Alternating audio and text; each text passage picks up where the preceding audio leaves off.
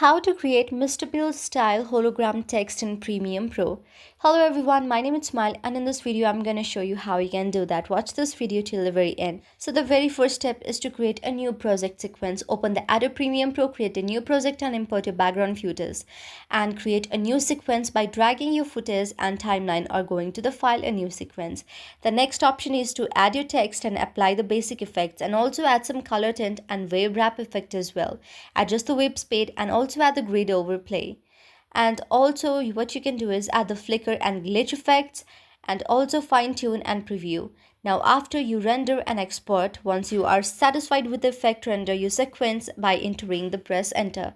Export your video by going to the file option. By following the steps you can create a MrBeast style hologram text effect in the Adobe Premiere Pro. So I hope this video helped you. If you like the video then please do hit the thumbs up and subscribe button and also comment in the comment section below. Thank you for watching.